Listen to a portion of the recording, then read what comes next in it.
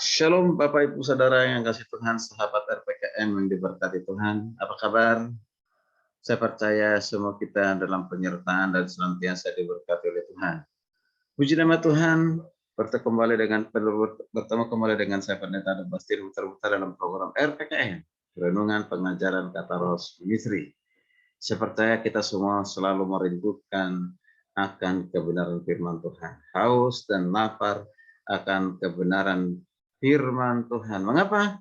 Karena firman Tuhan itu adalah kekuatan, pedoman dalam kehidupan kita untuk mengerti rencana dan kehendak Tuhan sehingga kita berjalan dalam kehendak Tuhan. Haleluya, puji Tuhan. Bapak Ibu, sahabat RPKM yang diberkati oleh Tuhan, dan juga sahabat Facebook yang diberkati Tuhan, bersama-sama kita kembali akan diberkati dengan kebenaran firman Tuhan dengan tema pelayan, ya, simpati dan empati.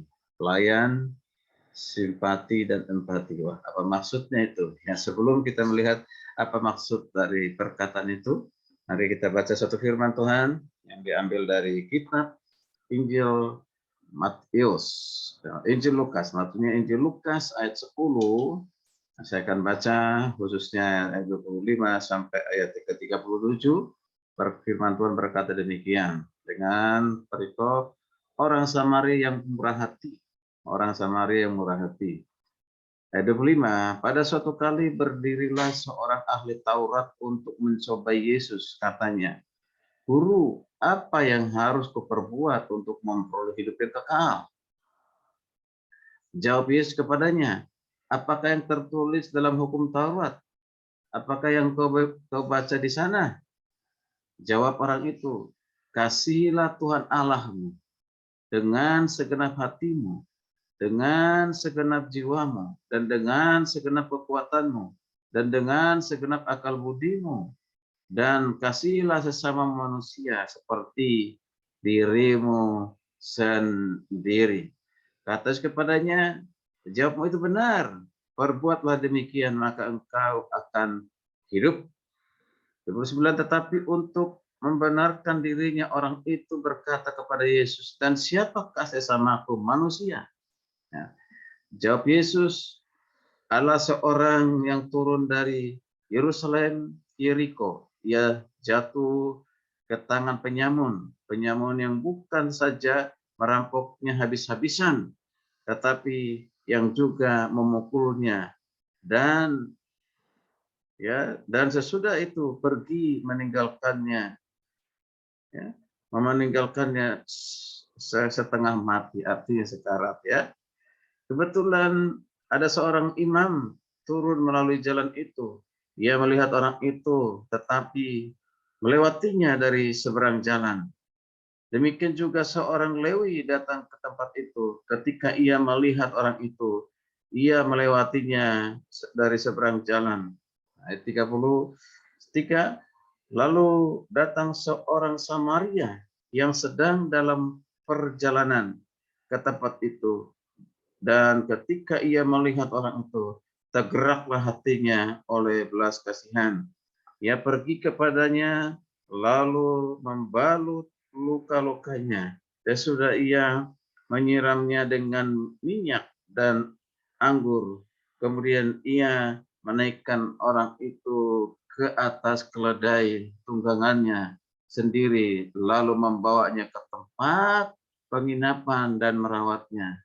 Keesokan harinya, ia menyerahkan 2 dinar kepada pemilik penginapan itu. Katanya, rawatlah dia, dan jika kau belanjakan lebih dari ini, aku akan menggantinya waktu aku akan kembali.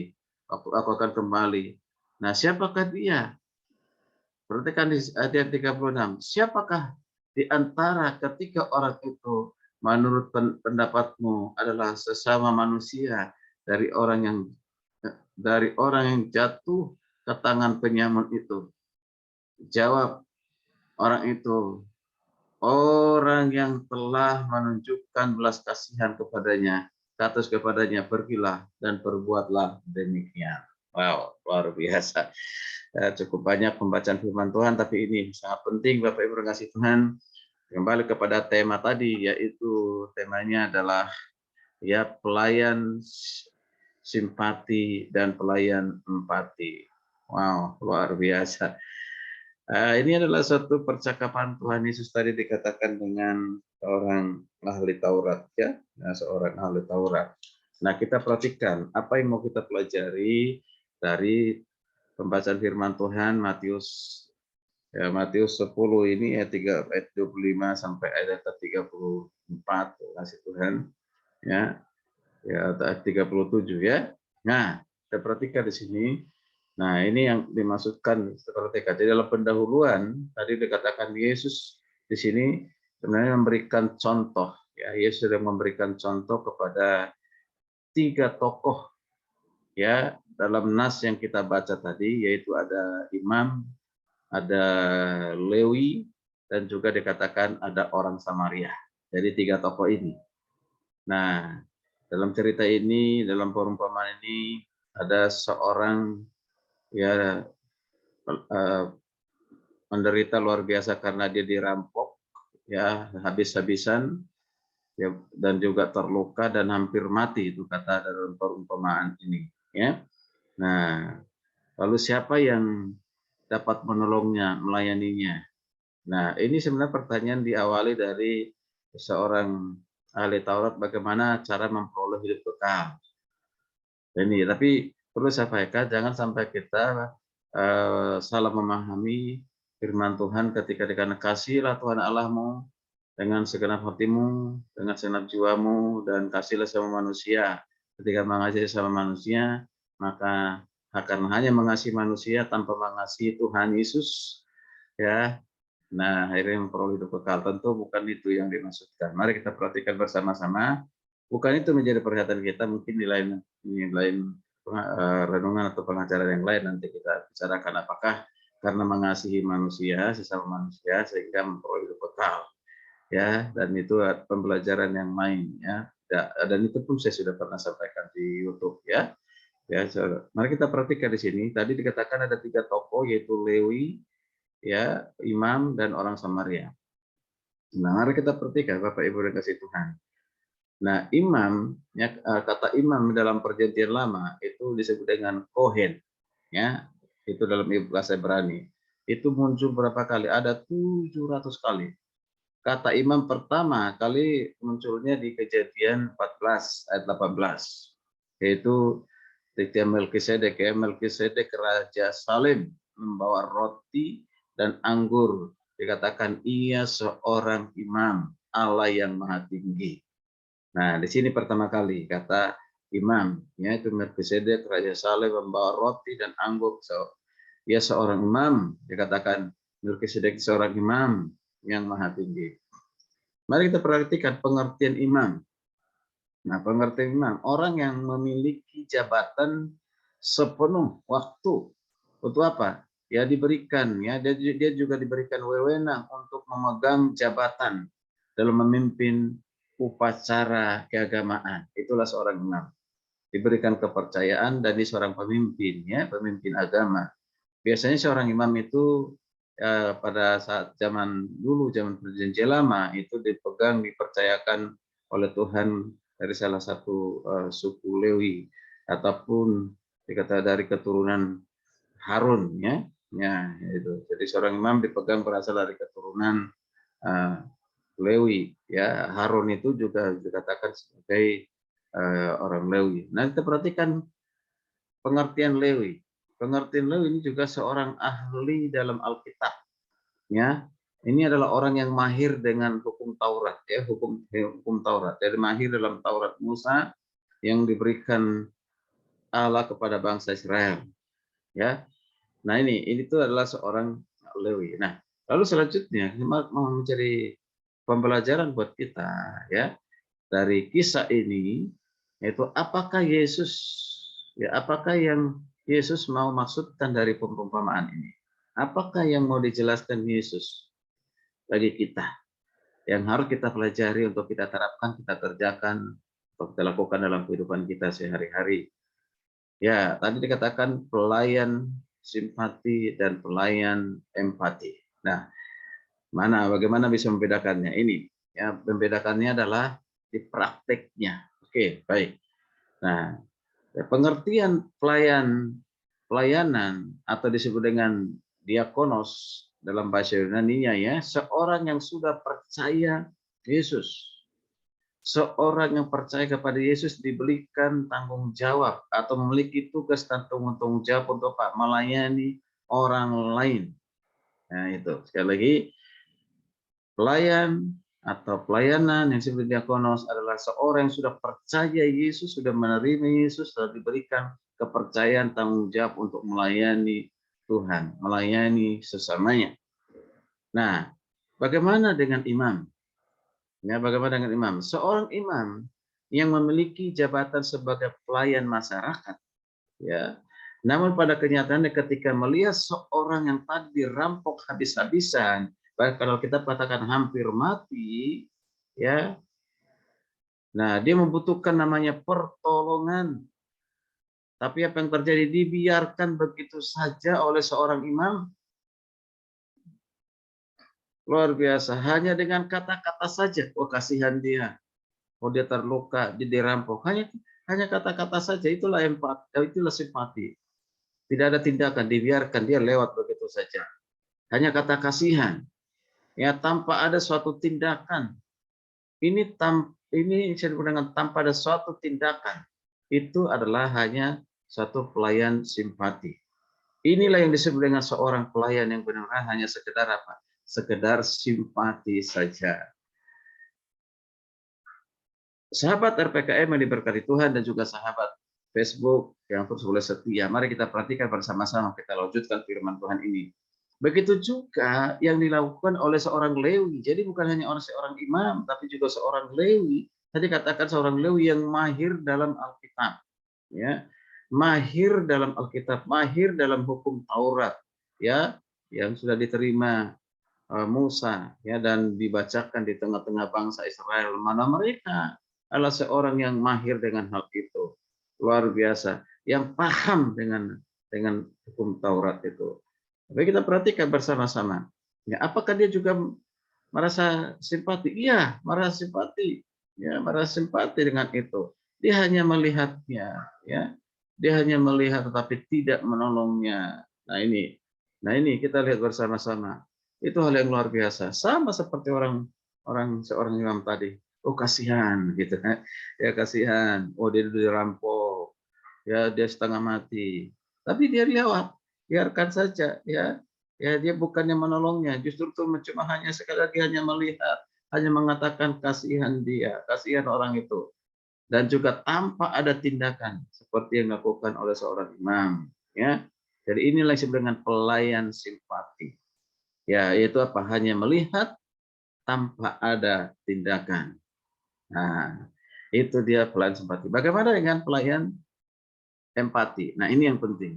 Ya, pelayan empati. Boleh simpati, tetapi harus tindakan. Ada tindakan sehingga kita menjadi pelayan empati. Ini ada di ayat 33 sampai 35. Ini yang terpenting untuk kita pahami bersama-sama. Nah, pelayan yang empati adalah seorang pelayan yang selalu memiliki hubungan pribadi dengan Yesus Kristus. Nanti kata-kata tadi, kasihilah Tuhan Allahmu. Itu diawali begitu, ya.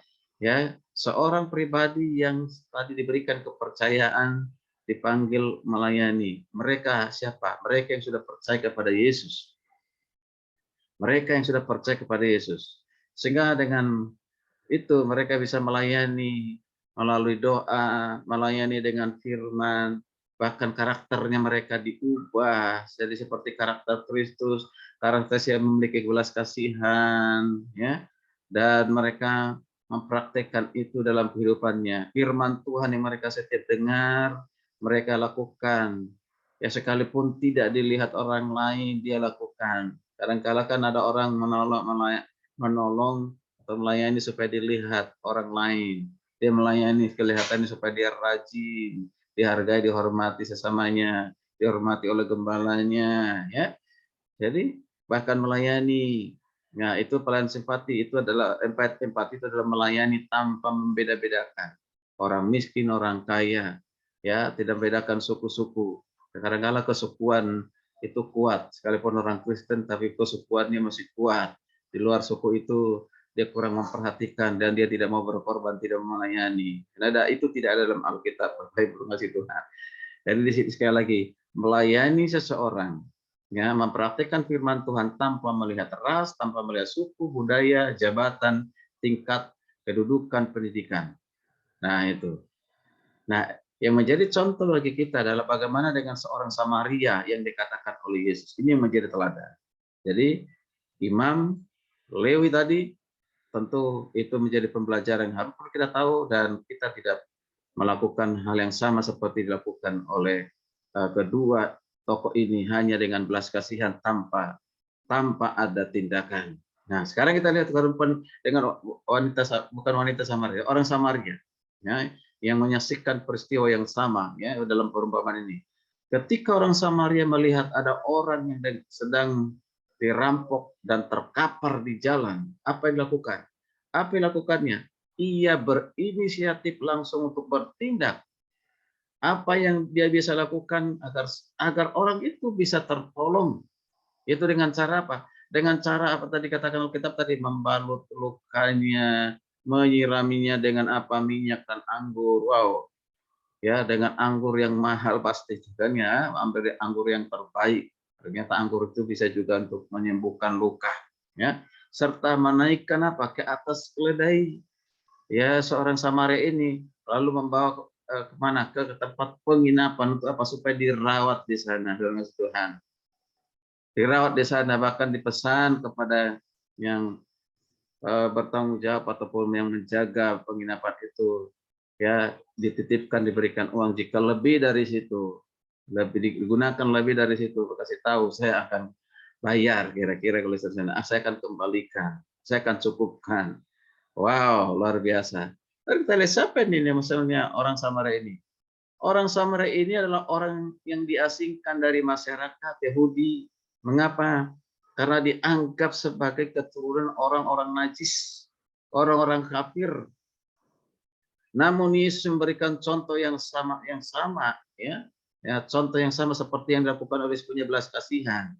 Nah, yang dimaksud dengan orang Samaria itu sebenarnya bukan orang Samaria yang asli orang Samaria, tetapi menunjukkan pada dirinya sendiri, yaitu Yesus sendiri yang memiliki belas kasihan, pelayan yang empati, pelayan yang ada tindakan, bukan hanya dengan perkataan. Itu maksud, jadi di sini bukan Samaria yang benar orang-orang Samaria gitu, ya. Nah, ini sudah dikatakan diawali dengan perumpamaan, ya.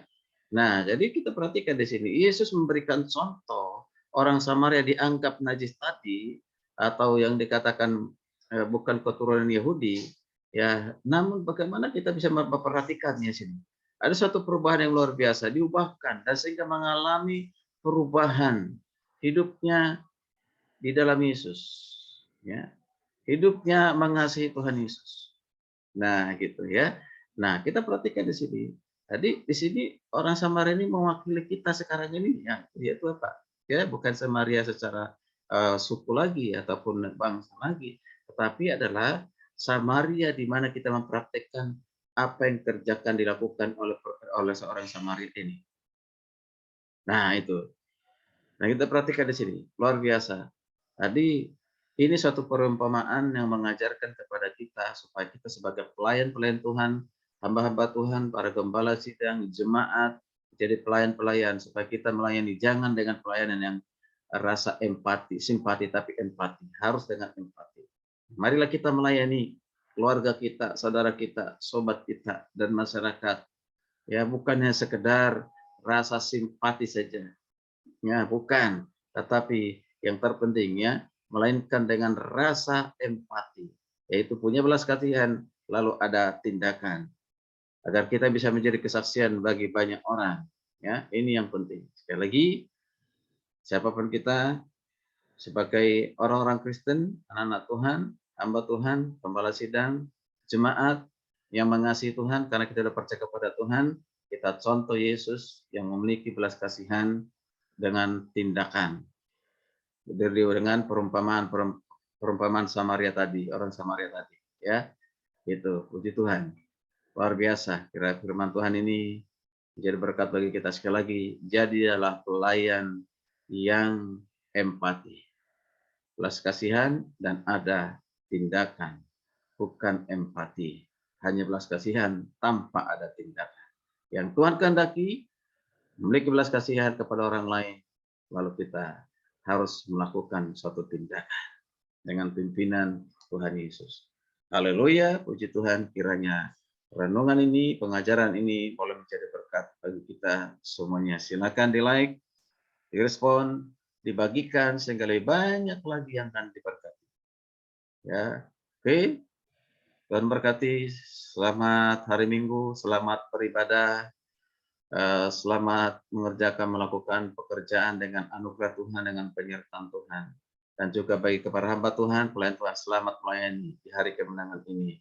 Dan seluruh jemaat, mari persiapkan diri untuk datang beribadah kepada Tuhan di gereja masing-masing. Bawa keluargamu, bawa anakmu, bawa suamimu, bawa istrimu, semua satu keluarga datang beribadah kepada Tuhan, bertemu dengan Tuhan, memuji menyembah Tuhan bersama dengan umat yang lain, dan mendengarkan firman Tuhan yang disampaikan oleh pendeta atau pelayan-pelayan Tuhan di gereja masing-masing. Selamat hari Minggu, Shalom, Tuhan Yesus memberkati kita sekalian.